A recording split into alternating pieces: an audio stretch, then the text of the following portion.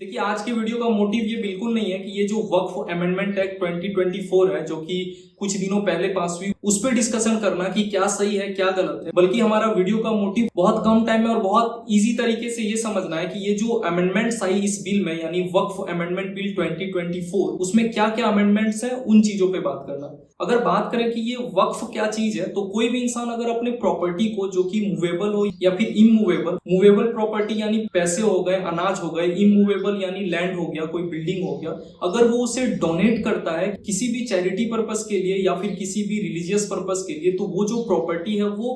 वक्फ property कही जाएगी। और एक बोर्ड जो इन चीजों को मैनेज करता है उसको हम वक्फ बोर्ड कहते हैं। ये जो वक्फ बोर्ड है ये गवर्नमेंट बॉडी है, लेकिन मेजरली इसको मुस्लिम समुदाय के ही लोग मैनेज करते थे। तो आइए बहुत कम टाइम में और बहुत इजी तरीके से हम ये समझते हैं कि ये जो चेंजेस लाए गए वो क्या क्या चेंजेस हैं। पहला जो चेंज है वो ये है कि नॉन मुस्लिम मेंबर्स अब बोर्ड में होना बहुत जरूरी है, 2 नॉन मुस्लिम मेंबर्स का, जबकि पहले ये चीज नहीं थी। साथ ही साथ जो दूसरा चेंज है वो ये है कि अब 2 मुस्लिम वुमेन का प्रेजेंट होना बोर्ड में बहुत जरूरी है, अगर ये स्टेट बोर्ड हो तब भी या फिर सेंट्रल बोर्ड हो तब भी। तीसरे चेंज में ये है कि पहले क्या होता था कि कोई भी फीमेल हेयर्स कंसीडर्ड नहीं किए जाते थे, यानी अगर सिर्फ मेल हेयर्स हैं तो कोई इंसान ये कह सकता था कि मेरी इस पीढ़ी के खत्म हो जाने के बाद मेरी जितनी प्रॉपर्टीज हैं उसको वक्फ बना दी जा सकती है, और फीमेल हेयर्स का कंसीडरेशन इसमें नहीं था। लेकिन इस बिल के तहत जो चेंजेस है उसमें ये है कि फीमेल हेयर्स भी कंसीडर्ड की जाएगी उस चीज के लिए, वो भी अपने राइट के लिए फाइट कर सकते हैं। देखिए, जो चौथा चेंज है वो ट्राइब्यूनल कॉम्पोजिशन में किया गया, यानी वक्फ ट्राइब्यूनल्स में। पहले क्या होता था कि उसमें मुस्लिम लॉ एक्सपर्ट का होना जरूरी था, लेकिन अब उस चीज को चेंज कर दिया गया, यानी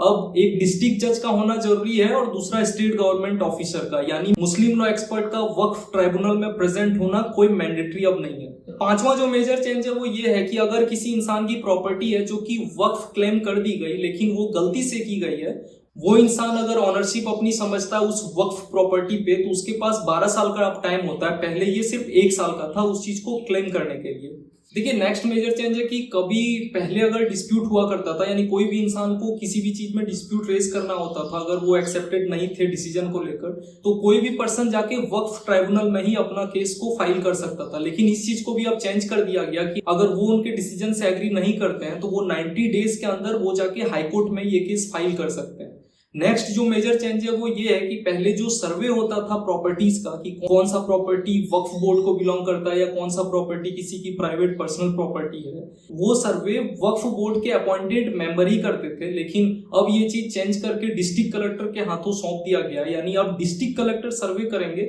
कि कौन सा प्रॉपर्टी किसको बिलोंग करता है, वक्फ बोर्ड को या किसी की प्राइवेट या पर्सनल प्रॉपर्टी है। और जो नेक्स्ट मेजर चेंज है वो ये है कि पहले जितनी भी फ्रॉड ये सब हुआ करती थी, कुछ ना कुछ मिसमैनेजमेंट और फ्रॉड पाया जाता था, तो अब इस चीज को चेंज करके ऐसा कर दिया गया कि जितने भी डेटा होंगे ट्रांजैक्शन रिलेटेड या फिर वक्फ प्रॉपर्टीज रिलेटेड, वो सारी एक सेंट्रलाइज्ड डिजिटल पोर्टल में अपडेट होगी ऑन रेगुलर बेसिस, ताकि फ्रॉड और मिसमैनेजमेंट से कॉप अप किया जा सके।